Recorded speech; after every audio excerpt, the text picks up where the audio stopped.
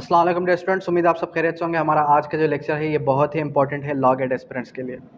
आज के इस लेक्चर के अंदर हम जो है आर्टिकल 3 से ऑनवर्ड डिस्कस करेंगे कानून शहादत ऑर्डर को। आर्टिकल 3 की तरफ जाने से पहले कुछ इम्पॉर्टेंट बातें आपके साथ डिस्कस कर लूँ कि जैसे कि आप सबको पता है कि अब जो हमारा अपकमिंग लॉ गेट है वो कंडक्ट होने जा रहा है अक्टूबर 2024 में।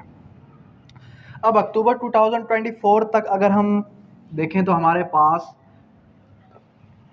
2.5 से 3 महीने बनते हैं प्रिपरेशन के लिए। अब इस टाइम ड्यूरेशन के अंदर हमने क्या करना है, किस तरीके से हमने जो है प्रिपरेशन करनी है। तो आप सबको पता है कि जो हमारा गोल्डन बैच है, इस गोल्डन बैच के अंदर कोई भी स्टूडेंट अगर इन होता है तो उसको हम 100% पासिंग गारंटी देते हैं। इन केस अगर वो स्टूडेंट फेल हो जाता है तो फिर नेक्स्ट 3 to 4 मंथ्स का सेशन उसका फ्री ऑफ कॉस्ट हो जाता है। सेकेंडली ये कि अब हमने प्रिपरेशन करनी किस स्ट्रेटजी से, थोड़ा बहुत स्लाइड चेंजेस हमने जो इसके अंदर ऐड ऑन किए हैं। वो कौन कौन से स्लाइड चेंजेस हैं, जैसे कि आप सबको पता है कि हमारी क्लास मंडे टू फ्राइडे चलती है। अब मंडे टू फ्राइडे क्लासेस चली, हर मंडे को आपका लिया गया टेस्ट, ये तो जर्नल सी बात है। लेकिन इसमें चेंजेस क्या आई? चेंजेस ये आ गई कि वीक में 2 टाइम्स अब आपका वर्बल टेस्ट भी कंडक्ट होगा। वर्बल टेस्ट किस तरीके से, किस स्ट्रेटजी के साथ कंडक्ट होगा कि वर्बल टेस्ट में आपको वीक में 20 to 30 आर्टिकल्स, जितने भी मैं पढ़ाऊँगा उतने आर्टिकल्स आपको मुँह ज़ुबानी याद हो और वर्बली आप मुझे उसका टेस्ट देंगे। जो स्टूडेंट फेल हो जाता है, जो स्टूडेंट टेस्ट नहीं दे पाता, तो वो दोबारा से प्रिपरेशन करके नेक्स्ट डे पे टेस्ट दे सकता है। लेकिन टेस्ट देगा कैसे? जाहिर सी बात है, ग्रुप में ऐड होते हैं तो स्टूडेंट्स कहते हैं कि सर आपके साथ कम्युनिकेशन गैप रहता है। तो मैं स्टूडेंट्स को बार बार यही कहता हूँ कि आपने देखिए करना क्या है, जितना हो सके पर्सनल में मुझसे क्वेश्चंस करें। ग्रुप की चैट्स ऑफ रहती हैं, जितना हो सके उतना मुझसे पर्सनल में आप जो है कम्युनिकेट करें। अब यहाँ पर जो फिजिकल स्टूडेंट्स है वो तो चलो ठीक है, उनके मैं टेस्ट भी ले लेता हूँ, वर्बल टेस्ट भी ले लेता हूँ और जो है वेब जनरेटेड टेस्ट भी ले लेता हूँ। लेकिन जो ऑनलाइन कैंडिडेट्स हैं उनके ऊपर चेक एंड बैलेंस नहीं होता, तो उनके ऊपर चेक एंड बैलेंस करने के लिए ही मैंने मॉक टेस्ट बनाए हैं जो कि वेब जनरेटेड के थ्रू बनाए थे। अब जब भी कोई स्टूडेंट टेस्ट देगा तो उसकी रिज़ल्ट ऑटोमेटिकली मेरे पास शो हो जाएगी, और अगर कोई स्टूडेंट लेक्चर नहीं सुनता तब भी मेरे पास उसकी विजिबिलिटी आ जाएगी कि फ़लाँ स्टूडेंट ने आपका लेक्चर नहीं सुना, यानी कि किसने सुना ये आ जाएगी, और किसने नहीं सुना वो ऑटोमेटिकली मैं चेक कर लूँगा। इसके लिए हमारे पास हमारे एडमिन हैं, तो वो एडमिन जो है आपके ऊपर चेक एंड बैलेंस करेंगे। और जो भी स्टूडेंट अगर प्रॉपरली स्टडी नहीं करेगा फ़ीस पे करके या ग्रुप में ऐड होने के बाद भी, तो फिर मैं उसको क्लियर कर दूं कि उसके बाद उसकी किसी किस्म की हमारी लायबिलिटी नहीं बनती कि बाद में वो ये क्लेम कर सके कि सर आपने ऐसे किया था, काइंडली अब हमें 3 to 4 मंथ्स दोबारा से ऐड करें। तो ऐसा हरगिज़ नहीं होगा। जिस स्ट्रेटेजी के साथ मैं आपको लेके चलूँगा, अगर आप इस स्ट्रेटेजी के साथ चलते रहे तो ही आपको 100% पासिंग गारंटी मिलेगी। सेकेंडली ये, अभी जैसे हमारे पास QSO चल रहा है, अब ये जो QSO चल रहा है, अभी जुलाई का मंथ चल रहा है ना, तो इस जुलाई के मंथ के अंदर QSO चल रहा है। QSO के बाद हम स्टार्ट करेंगे कौन सा चैप्टर? QSO के बाद हम स्टार्ट कर लेंगे, हमारे पास CPC है, फिर अदर सब्जेक्ट्स हैं। तो ये 10 सब्जेक्ट्स हमारे पास नियर अबाउट कोई अगस्त के एंड में एंड हो जाएंगे। उसके बाद हम फिर क्या करेंगे? उसके बाद फिर हम दोबारा से QSO स्टार्ट करेंगे, यानी कि एटलीस्ट हम 4 टाइम्स, कितने टाइम्स? 4 टाइम्स 10 सब्जेक्ट्स को गो थ्रू करेंगे।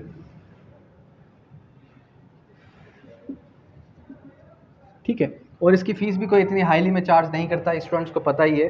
ठीक है, कहने का मकसद ये है कि अगर आप अच्छे तरीके से इतने कम टाइम में जो है 3 to 4 मंथ्स में प्रिपरेशन करना चाहते हैं तो आप इस बैच को ज्वाइन करके प्रिपरेशन कर सकते हैं। सेकेंडली ये कि प्रिपरेशन करनी कैसे, क्लासेस अटेंड कैसे करनी है, ये भी अक्सर स्टूडेंट्स पूछ रहे थे लास्ट टाइम कि सर क्लासेस अटेंड करनी कैसे हैं। देखें, क्लासेस जो होती है वो आपको मिलती है प्राइवेट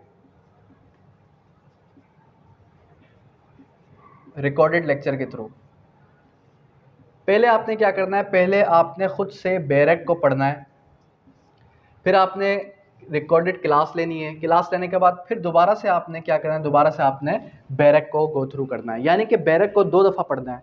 अगर मैं एक दिन में आपको 15 आर्टिकल्स पढ़ाता हूँ, 15 आर्टिकल्स पढ़ाने से पहले, यानी मेरे रिकॉर्डेड क्लास लेने से पहले, जो क्लास मैं आज आपकी ले रहा हूँ, ये क्लास लेने से पहले आपने बैरक में 15 आर्टिकल्स पढ़ दें, क्लास लेने के बाद दोबारा से 15 आर्टिकल्स आपने बैरक में पढ़ने, फिर जाके आपको जहनों में आर्टिकल्स की वर्डिंग बैठेगी। अदरवाइज़ आप ये भूल जाएं कि लॉग एड आप क्लियर कर सकेंगे जब तक आप खुद से बैरक को ओपन नहीं करते।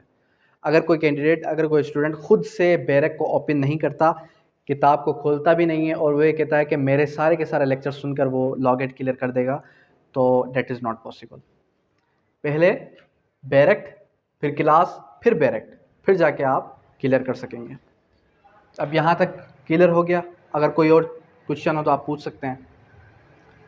क्या चीज़? Verbal test. हाँ देखें, वर्बल टेस्ट भी देना है, साथ में वेब जनरेटेड टेस्ट भी देना है। डेट मीन्स के आपने मॉक टेस्ट जो वेब जनरेटेड के थ्रू हम लेते हैं वो भी देना है और वर्बल भी देना है। और जो स्टूडेंट नहीं देगा तो फिर मेरी लाइबिलिटी डिस्चार्ज, फिर उसकी 100% पासिंग गारंटी ख़त्म। क्लियर है? अब आते हैं आर्टिकल नंबर 3 की तरफ।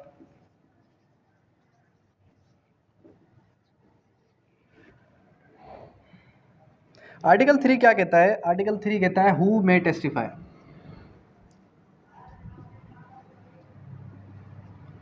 आर्टिकल 3 क्या कह रहा है? हु मे टेस्टिफाई, कौन गवाही दे सकता है? कह रहा है कि all person shall be competent to testify. First of all word क्या आया? Shall be. अब इसमें जो की वर्ड्स हैं वो भी मैं आपको नोट डाउन करवाते जा रहा हूँ। All person shall be competent to testify unless the court considers that they are prevented from, unless they considers that they are prevented from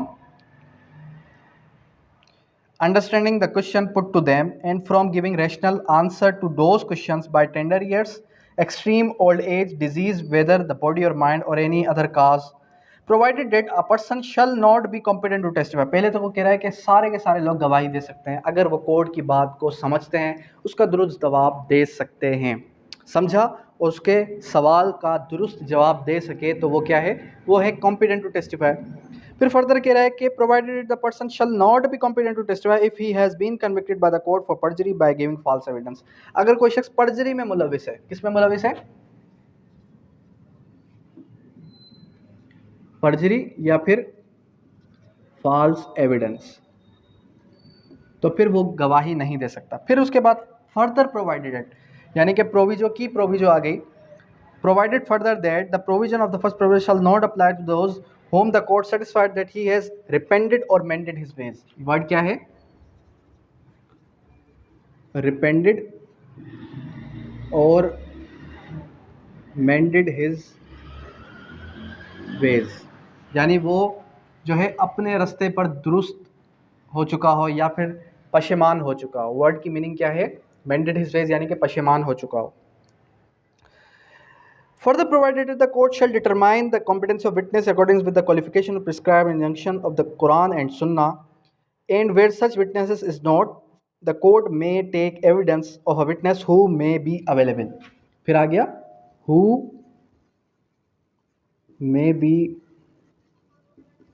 available, यानी कि फर्स्ट ऑफ ऑल तो पहली प्रायोरिटी कोर्ट की यही होगी कि कोर्ट ये देखे कि भाई मुस्लिम है नहीं है, तस्के शहूद है या नहीं है। अगर नहीं हुआ तो फिर कोर्ट क्या करेगी? कोर्ट ये कहेगी चले भाई ठीक है, कोई भी अवेलेबल है तो उसकी गवाही काबिल कबूल होगी। फर्स्ट प्रायोरिटी क्या दी जाएगी? First priority injunctions of the Quran and Sunnah दिए जाएंगे।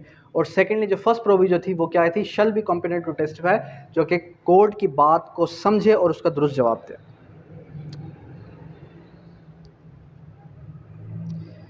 ठीक है।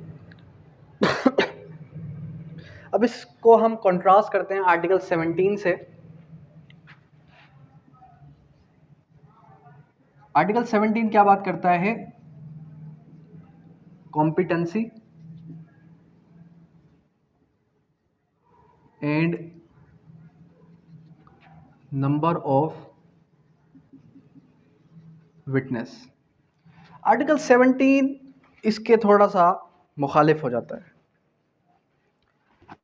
उसका क्या रीज़न है उसके मुखालिफ हो जाता है? उसका रीज़न सिंपली ये है कि देखिए आर्टिकल 17 सिर्फ और सिर्फ बात करता है हुदूद केसेस की। हुदूद मैटर्स की। आर्टिकल 17 सबसे पहले कॉम्पिटेंसी की बात करेगा, फिर बात करेगा नंबर ऑफ विटनेसेस की उन हुदूद केसेस। कॉम्पिटेंसी की बात जब करेगा आर्टिकल 17, तो आर्टिकल 17 को ज़रा आप ओपन करें तो आर्टिकल 17 की वर्डिंग कुछ यूँ कहती है, हमें कहती है कि the competency of a person to testify number of witnesses relied on the case shall be determined according to Quran and Sunnah. ठीक हो गया। फिर सेकेंडली क्या कहता है कि unless otherwise provide law relating for Hudood और स्पेशल लॉ, जहां बात आएगी हुदूद और स्पेशल लॉ की। फिर कह रहा है द मैटर्स फाइनेंशियल और फ्यूचर ऑब्लिगेशन अटेस्टेड बाय, जहां हुदूद मैटर्स या फाइनेंशियल मैटर्स की बात आ जाएगी तो वहां पर क्या होगा, वहां पर 2 मेन होंगे और वर्ड याद रखना है, और 1 मेल एंड 2 फीमेल होंगे। ठीक है। फिर उसके बाद in all other matters the court में except act on the testimony 1 man and 1 women.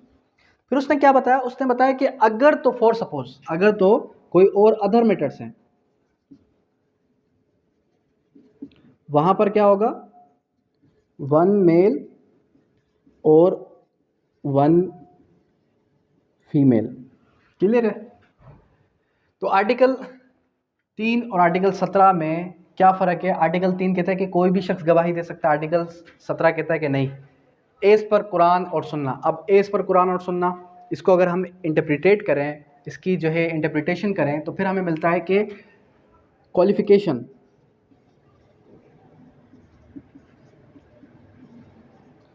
क्या क्वालिफ़िकेशन होगी।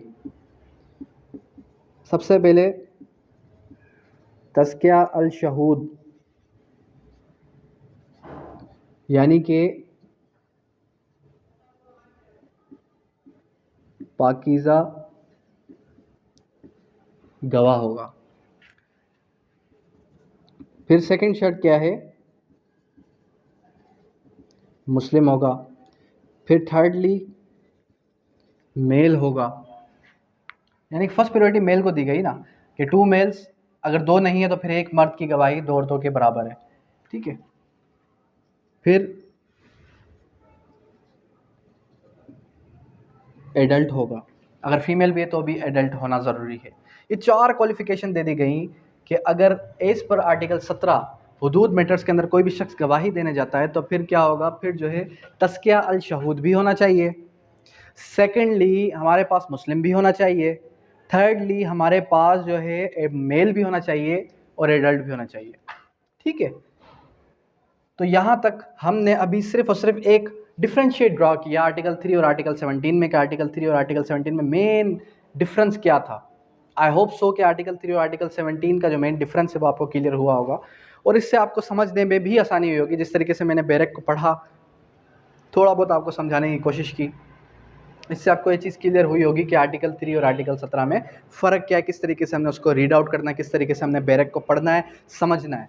इन केस अगर आपको अभी भी समझ में नहीं आता तो आप किसी भी सूरत में, किसी भी वक्त आप मुझसे कोऑर्डिनेट करके मुझसे पूछ सकते हैं कि सर किस तरीके से हमने बैरक को पढ़ना है, किस तरीके से हमने बैरक को समझना है। यहाँ तक कोई क्यूरी, कोई भी क्वेश्चन है तो आप कर सकते हैं। Thank you, that's all.